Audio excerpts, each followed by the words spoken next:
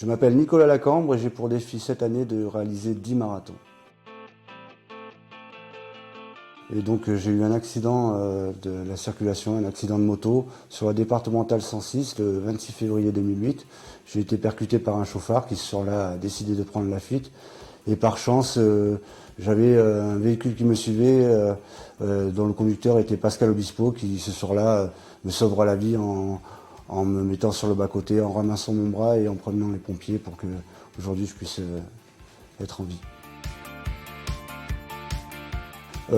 J'ai rencontré énormément de gens voilà, au cours des 10 années qui ont suivi mon accident. J'ai créé des associations et j'ai rencontré des gens qui ont été touchés par la maladie, par la myopathie, par le cancer, des gens handicapés. Et c'est surtout eux qui m'ont donné cette force. Et je me suis reconstruit grâce à eux en essayant de réaliser leurs rêves, réaliser leurs projets.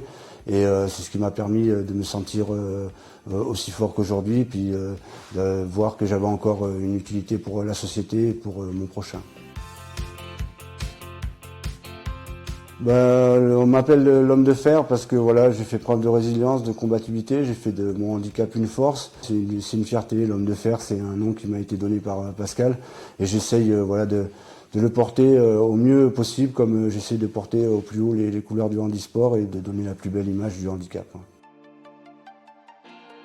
C'était un rêve. Voilà, j'avais une petite fille qui avait 2 ans et demi à l'époque de mon accident et c'est vrai que quand les enfants sont petits comme ça, ils ont tendance à courir un petit peu partout.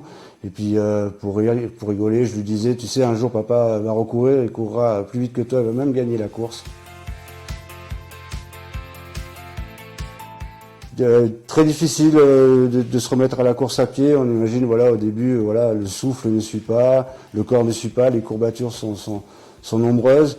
C'est vrai que l'emboîture en carbone, voilà, suscite beaucoup de brûlures, de plaies, l'impact sur le moignon, voilà, c'est quelque chose qu'il faut apprendre à gérer. Sur mon premier marathon que j'ai fait il y a 3 ans à Paris, j'étais à 20 km de l'arrivée, j'avais la cicatrice du moignon qui était complètement ouverte.